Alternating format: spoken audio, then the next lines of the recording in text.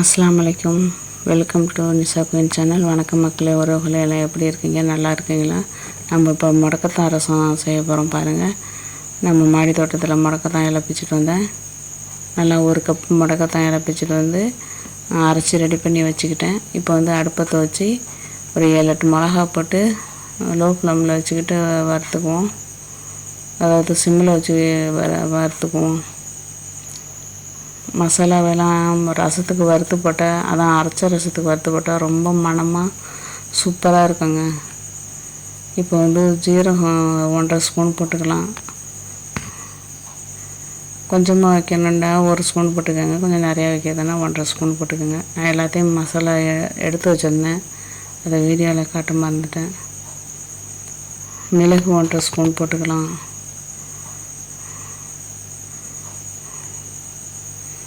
பூண்டு தாராளமாக 2 பூண்டு போட்டுக்கலாம். ஏன்னா பூண்டு வந்து உடம்புக்கு அவ்வளோ நல்லது, வாயு கழிக்கிறது. இந்த மாதிரி ரசத்துக்கெல்லாம் பூண்டு அதிகமாக சேர்த்துக்கிட்டால் ரொம்ப ரொம்ப நல்லதுங்க உடம்புக்கு.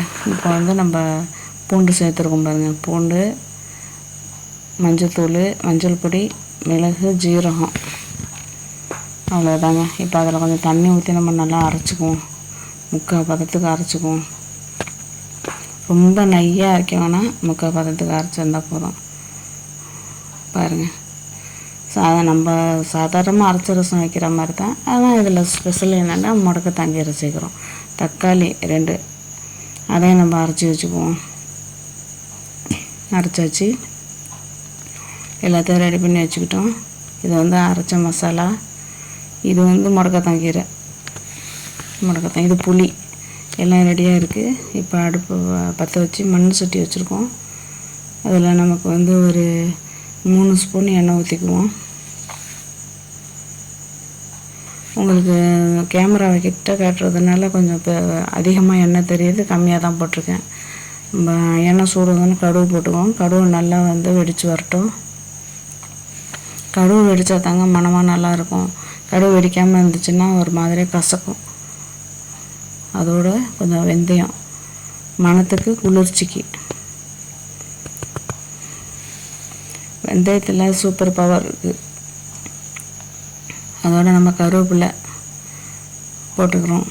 சேர்த்து நல்லா கிண்டி விட்டுக்குவோம். அதோட அரைச்சி வச்ச மசாலா, ரசம் மசாலா, அதையும் நல்லா கிளறி விட்டுக்குவோம்.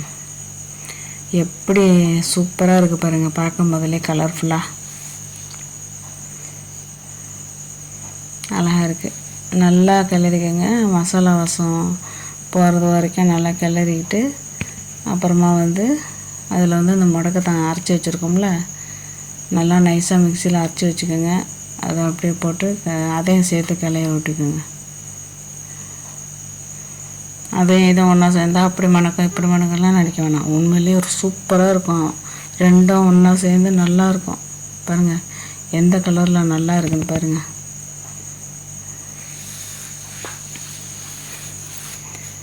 உடம்புக்கு ரொம்ப நல்லதுங்க இந்த முடக்கத்தான் ரசம். முடக்கத்தான் வந்து பித்தத்துக்கு, மயக்கத்துக்கு, வாந்திக்கு, முடக்குவாதத்துக்கு, மூட்டு வலிக்கு, எல்லாத்துக்கும் நல்லது. அதான் ரசம் வந்து சொல்லவே வேணாம். ரசமே வந்து டாக்டர்கிட்ட போனாவே உடம்பு முடியலைன்னா ரசம் சாதம் சாப்பிடுங்க, தயிர் சாதம் சாப்பிடுங்க, இல்லைன்னா கஞ்சி சாப்பிடுங்கன்னு சொல்லுவாங்க.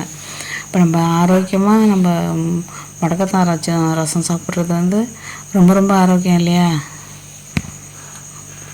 பாருங்கள் எவ்வளோ கலர்ஃபுல்லாக வந்திருக்குன்னு. சூப்பராக இருக்குல்ல? உப்பு சேர்த்துக்கலாம்.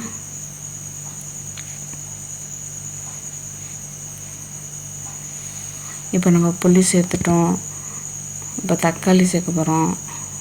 நம்ம மசாலாவில் நம்ம புளி சேர்த்தோம், இப்போ வந்து தக்காளி சேர்க்குறோம். ஆரம்ப மசாலா வந்து வெந்தயம் போட்டுக்கிட்டோம், கடுகு போட்டுக்கிட்டோம், அதோட கருவேப்பிலை போட்டுக்கிட்டோம். அதுக்கு மேலே நம்ம வந்து அரைச்ச மசாலா போட்டுக்கிட்டோம். அது நல்லா இது ரெடி ஆகணுன்னா நம்ம வந்து முடக்கத்தான் இலை போட்டு, முடக்கத்தான் கீரையை போட்டு, அரைச்ச கீரையை போட்டு நல்லா கிளறிக்கிட்டோம். அதோட புளி ஊற்றிக்கிட்டோம். அப்புறமா தக்காளி ஊற்றி இப்போ ரசம் கொதி வந்துருச்சு. ரசத்துக்கு தக்காளி அரைச்சி போடுங்க, அப்போ தான் ஓரமாக தூக்கி போட மாட்டாங்க.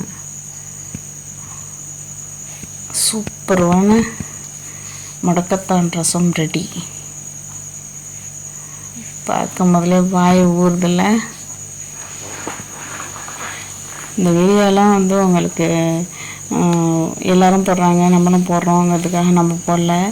நிறைய பேருக்கு நிறைய விஷயம் போய் சேர மாட்டேங்குது. நம்மளை சேர்ந்தவங்க, நம்மளுக்கு தெரிஞ்சவங்க இது தெரிஞ்சுக்கிட்டு வேண்டிட்டு அந்த வீடியோ போடுறேன். முடக்கத்தான் ரசம் அவ்வளோ டேஸ்ட்டாக, அவ்வளோ ருசியாக இருக்கும். டேஸ்ட்டும் ருசியும் ஒன்று தான். அப்படி ஒரு இதாக இருக்குங்க. உடம்பு சாப்பிட்டோன்னே ஒரு மாதிரியான புத்துணர்ச்சியாக இருக்கும். இந்த அடிக்கடி வர மயக்கம், அந்த பித்தம், அந்த தூங்குறப்போ முழிச்சு, இந்த தூக்கத்தில் முழிக்கிறது கூட மயக்கம் வரும். அது கூட வராதுங்க நமக்கு இதை தொடர்ந்து எடுத்துக்கிட்டா. முடக்கத்தான் ரசம் வைக்கலாம், முடக்கத்தான் சூப்பு வைக்கலாம், முடக்கத்தான் அடை வச்சு சாப்பிட்லாம், அடை ஊற்றி சாப்பிட்லாம். இப்போ நான் சாதம் வச்சு முடக்கத்தான் ரசம் ஊற்றுறேன்.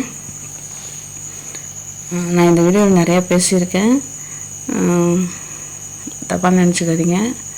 எல்லாம் நல்ல விஷயத்துக்கு தான் பேசுகிறேன்.